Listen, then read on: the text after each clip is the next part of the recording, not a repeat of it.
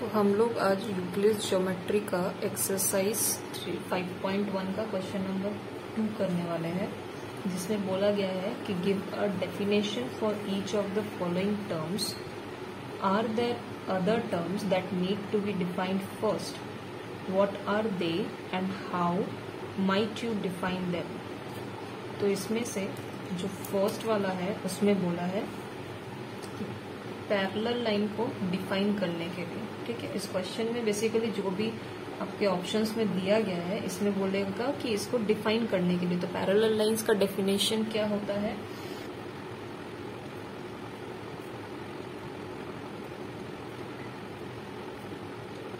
तो parallel lines का definition हो गया lines on a plane that never meet, they always maintain the same distance at every point. मतलब कि ये ऐसे लाइंस है जो कभी भी मीट नहीं करते। दो ऐसे लाइंस जो किसी भी पॉइंट पे आप चाहे इस तरफ से बढ़ाइए या फिर इस तरफ से दोनों को बढ़ाइए या किसी भी पॉइंट पे जाके मीट नहीं करने वाले।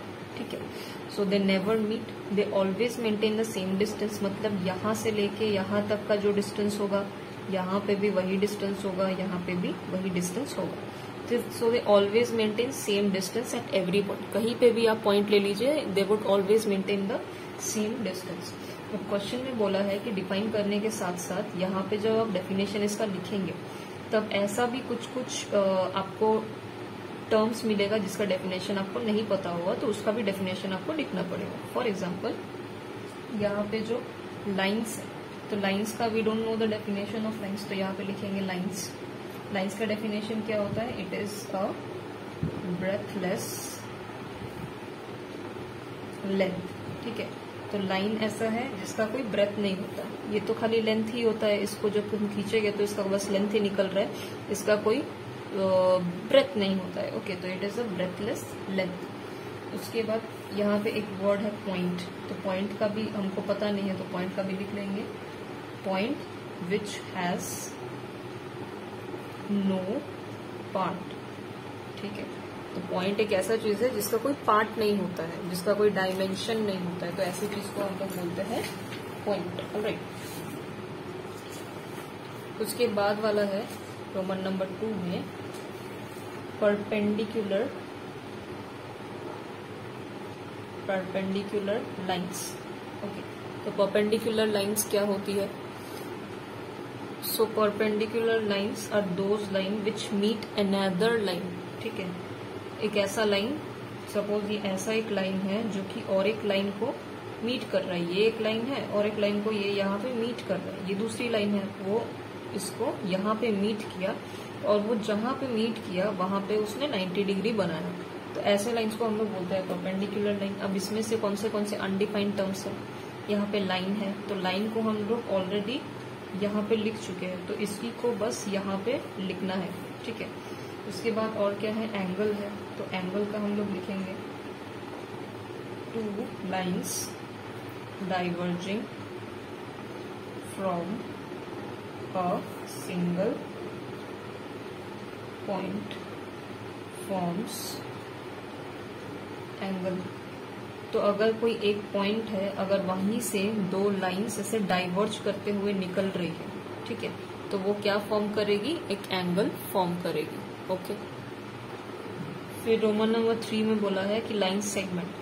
तो लाइन सेगमेंट क्या होता है? A line with 2 and points is a line segment. Okay, तो अगर एक लाइन है और इस लाइन में क्या होगा? 2 एंड पॉइंट्स होगा, मतलब यहाँ पे ये एंड हो रहा है और यहाँ पे ये एंड हो रहा है, तो ऐसे लाइन को हम लोग बोलते हैं लाइन सेगमेंट। ठीक है, लाइन सेगमेंट बनता भी दो पॉइंट से है। अगर आपने यहाँ पे एक पॉइंट ड्रॉ किया, यहाँ पे एक पॉइंट ड्रॉ किया, फिर इसको खींच लिया, इसी चीज को बोलते हैं लाइन सेगमेंट। ठीक है, अब यहाँ पे कौन से अनडिफाइंड टर्म्स है? यहाँ पे लाइन एक अनडिफाइंड टर्म है, यहाँ पे पॉइंट एक अनडिफाइंड टर्म है। तो लाइन यहाँ पे लिखेंगे यही सेम डेफिनेशन जो यहाँ पे लिखा हुआ है। फिर पॉइंट का भी डेफिनेशन यहाँ पे जो लिखा हुआ है वही होगा। ओके, उसके बाद बोला है 4th पॉइंट में कि रेडियस ऑफ सर्कल क्या होता है? तो a line with 1 and point at the centre. तो ये एक सर्कल है, सर्कल का एक सेंटर होता है, तो a line with 1 and point. तो एंड पॉइंट क्या होगा? लाइन का जस्ट एंडिंग जो पॉइंट है वो यहाँ पे रहेगा और जो और एक एंडिंग पॉइंट होगा वो at any other point on the circle boundary रहेगा। सपोज ये सेंटर पे एक पॉइंट है और यहाँ पे दूसरा एंड पॉइंट है, ठीक है। अब इसको जब हम लोग जोड़ देंगे ये बन जाएगा रेडियस ऑफ सर्कल, ओके। अब यहाँ पे लाइन एक अनडिफाइंड टर्म है, पॉइंट अनडिफाइंड है, फिर आपका जो सर्कल है सर्कल भी अनडिफाइंड है। तो सर्कल का क्या डेफिनेशन होगा? Circle a plane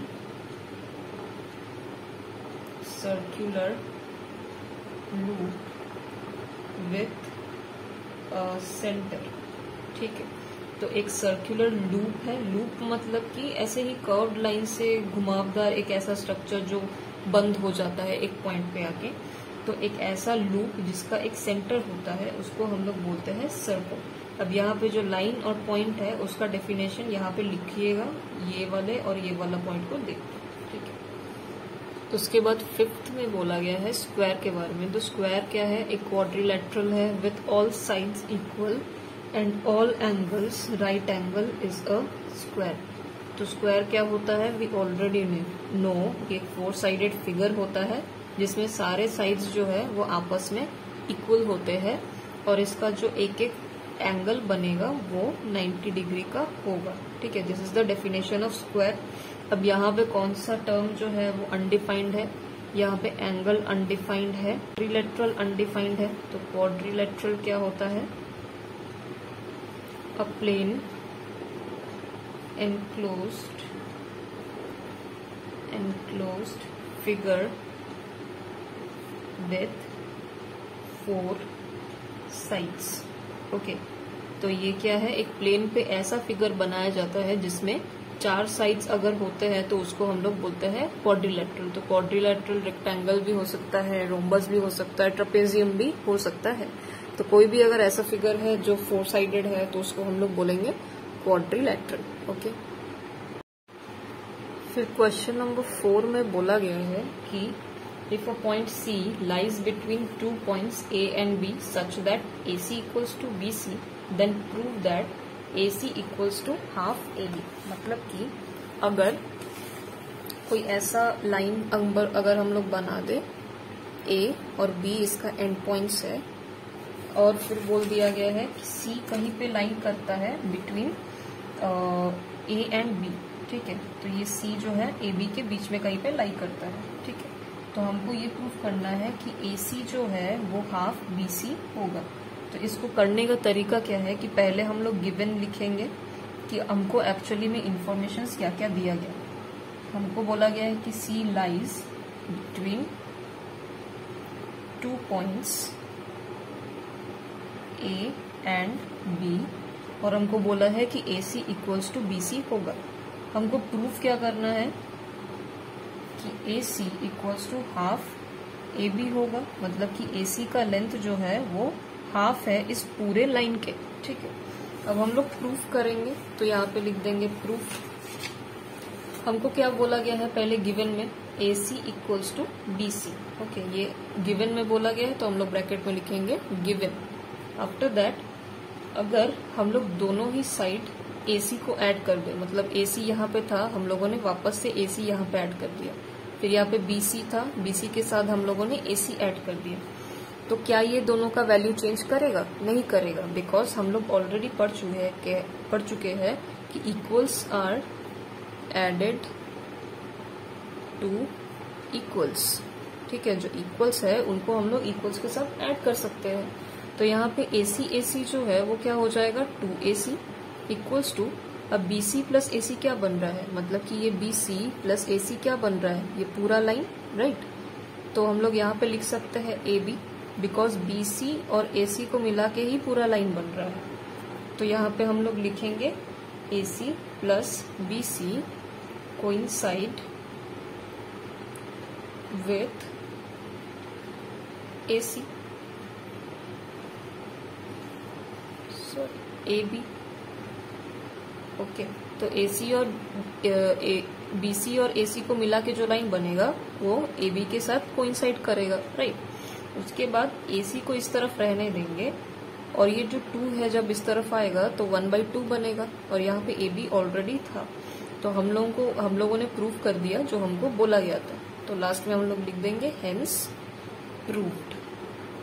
okay,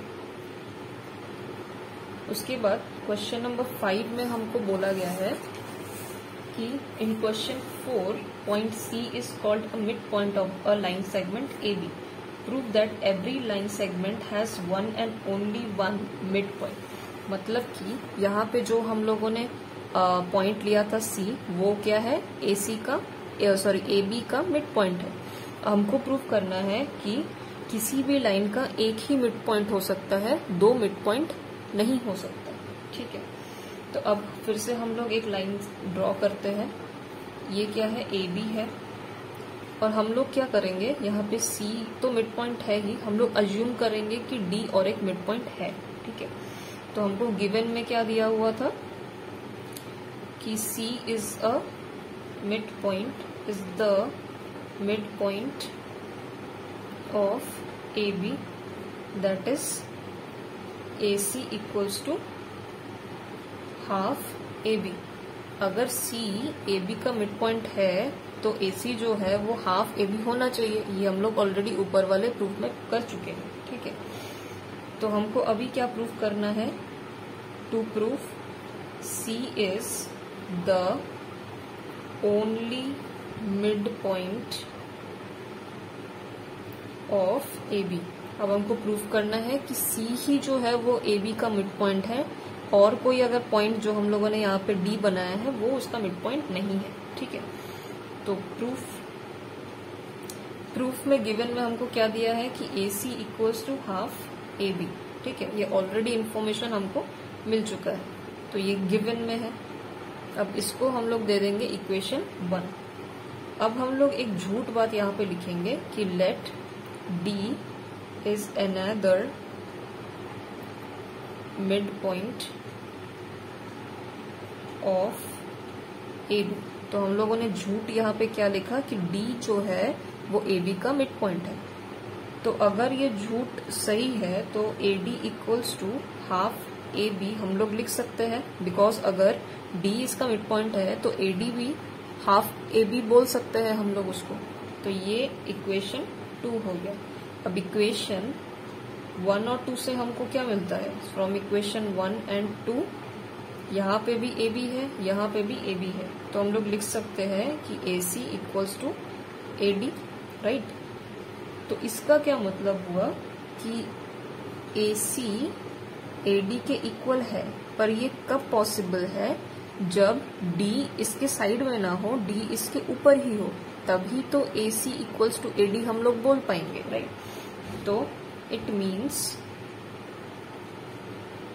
C and D coincide मतलब कि एक के ऊपर एक को चढ़ा देना। तो इसका हम लोगों ने लिखा कि ए सी इक्वल्स टू ए डी। अब ये कब पॉसिबल है, जब डी इसके ऊपर ही हो, अदरवाइज पॉसिबल नहीं है। अगर डी इसके आगे है तब तो हम लोग को लिखना चाहिए था कि A D is less than ए सी, पर हम लोगों ने ए सी इक्वल्स टू ए डी लिखा है, मतलब कि डी इसके ऊपर ही है। अगर ऊपर ही है इसका मतलब क्या है कि सी और डी कोइंसाइड कर रहे हैं। अगर कोइंसाइड ही कर रहे हैं तो मतलब कि चाहे हम डी बोले या फिर सी बोले, मिड पॉइंट तो एक ही है, राइट। तो हम लोग लास्ट में लिख सकते हैं therefore C is the only mid point of A B. Okay, फिर क्वेश्चन नंबर 6 में बोला गया है कि in figure 5.10 if A C equals to be D then prove that A B equals to C D. ठीक है, तो यहाँ पे क्वेश्चन 6 है। 6 में फिगर क्या बना हुआ है, ये ए है, ये डी है, यहाँ पे एक पॉइंट बी है, यहाँ पे एक पॉइंट सी है, राइट। तो ये फिगर है। अब यहाँ पे बोला है कि ए सी जो है वो बी डी के साथ इक्वल है।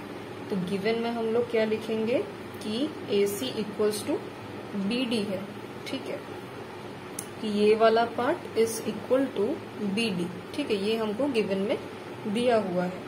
उसके बाद हमको प्रूफ क्या करना है, to proof A B equals to C D, मतलब कि ये ए बी जो है वो सी डी के साथ इक्वल होगा। तो प्रूफ स्टार्ट करते हैं। पहले क्या लिखेंगे कि ए सी इक्वल्स टू बी डी। ये हमको कैसे पता, ये गिवन में बोला गया है, इक्वेशन 1 दे दिया।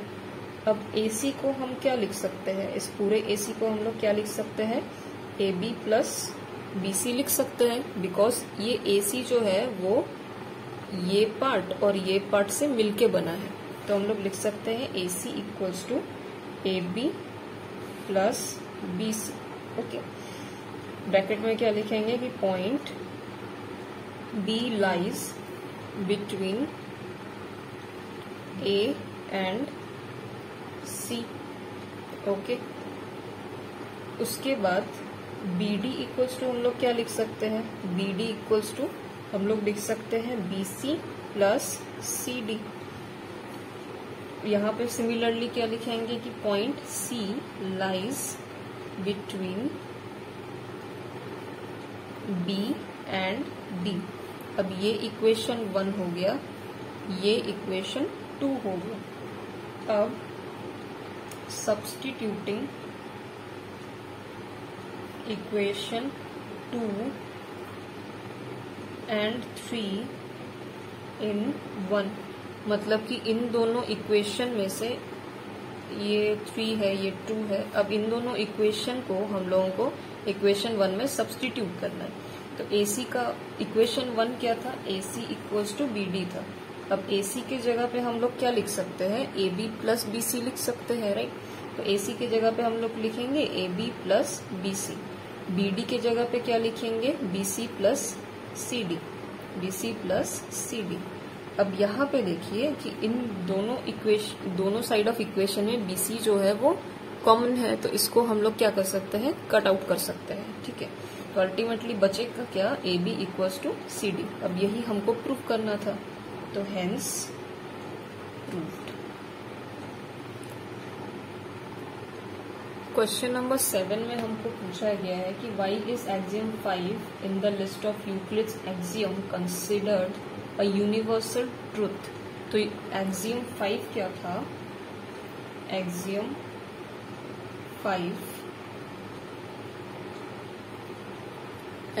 5 ये कहता था कि